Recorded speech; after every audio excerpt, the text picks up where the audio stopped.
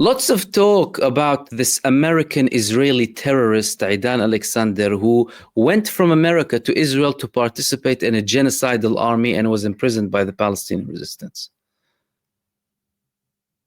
And don't no one dare say hostage, please. Okay, he was imprisoned as a terrorist in a terrorist army by a totally legitimate Palestinian resistance. He was released, and many people are talking about him, and he is humiliating Netanyahu. Not now, Prime Minister, I'm not available to meet you. He is sending thanks to Donald Trump, reports that he's going to go to Qatar as well. And many people are talking about Idan Alexander. Not many are showing sympathy, by the way. You know, this initial fake sympathy and force-fed sympathy, hostages 24/7. Now it's even that's dead too. But there was some surprising reports coming in the past few days. Guess what? About Israel trying to kill him because the United States wanted to release him with a direct agreement with Hamas. Occupation attempted to assassinate Idan Alexander to sabotage the negotiations. And guess what? The Palestinian resistance, we spoke about that a month ago approximately. They said that Idan Alexander, we don't know what's the fate of Idan Alexander. We lost communication with him. Why? Because Israel targeted a location where they believed that Idan Alexander was, and they were actively trying to get information about him from people, trying to bribe people, you know, make them work with them.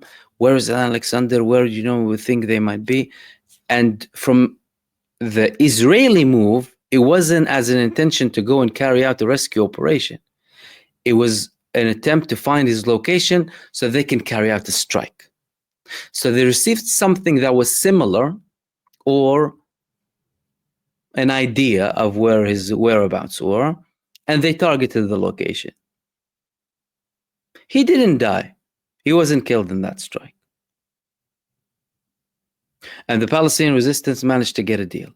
But that shows you the length that this genocidal satanic death cult is willing to go to sabotage any deal between the Palestinian resistance and the United States administration. Because they don't want deals, they want chaos. They were built on chaos, and now they've reached the pinnacle of their state of drunkenness. It's like they're drunk. They're on a massive power supremacist trip.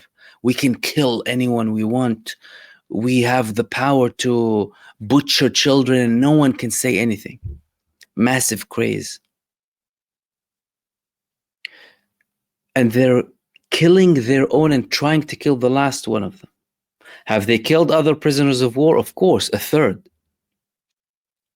Like they massacred their own people on the 7th of October and came up with the propaganda garbage that your fake reporters and so-called journalists were spreading left, right, and center. That even the President Biden himself at the time had to take back. Beheaded babies, you lying hypocrites. And you know, they had the Ziowood tour, you know, of the areas surrounding Gaza. Oh, come and see what they did. And they started to put cots with like a bullet inside or like an oven. Oh, and then they put babies in an oven. I mean, if you wanted to lie, at least come up with something that, you know, someone, you know, might be able to believe. But because they've been operating in the dark for such a long time, Zionism thrives in the dark. They've been exposed all at once. All of their garbage is up to the surface. Even with them trying to kill their own prisoner of war. Why?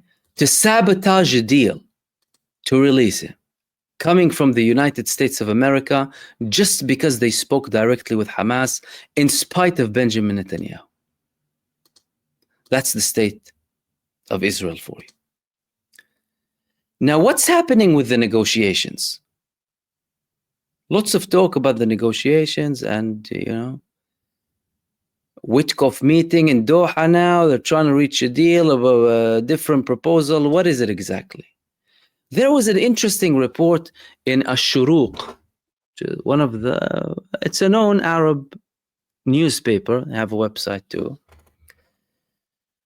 They said that there was a direct meeting between Steve Witkoff and Hamas in Doha now, trying to get a deal.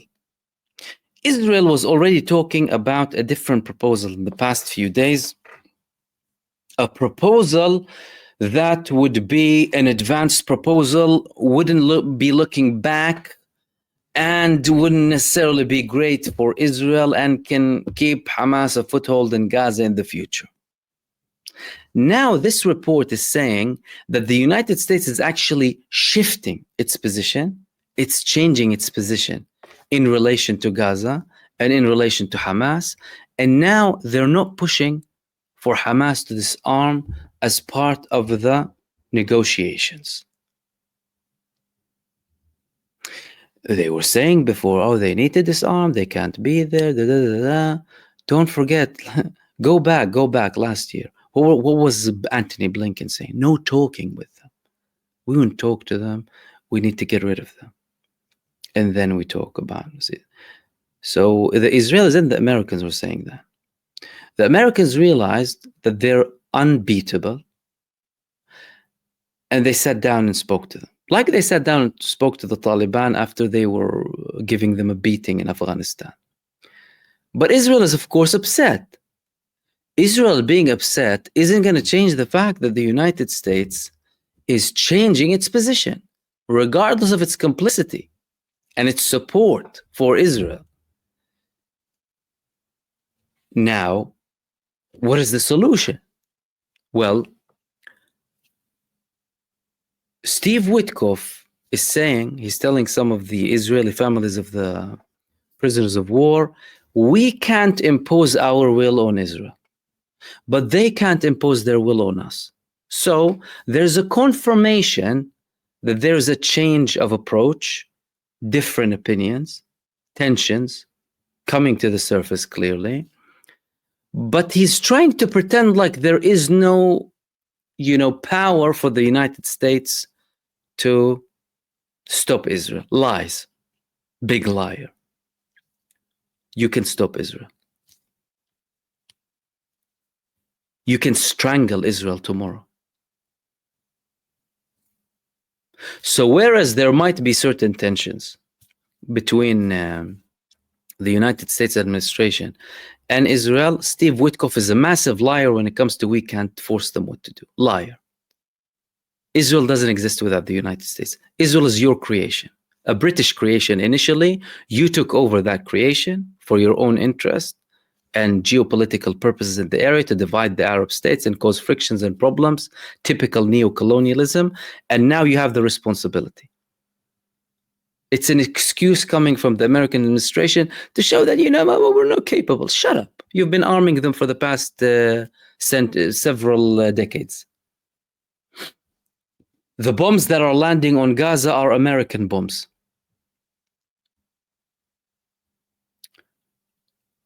MK-84, all of them. American. So the United States has the capacity to stop Israel. The reason that they are not stopping them is because they don't want to stop them. That's the conclusion. There are differences. Yes, there are talks, different opinions, but they don't want to stop them yet. Because if they wanted to stop them, they would put their foot down. And if the United States puts its foot down, it will stop Israel.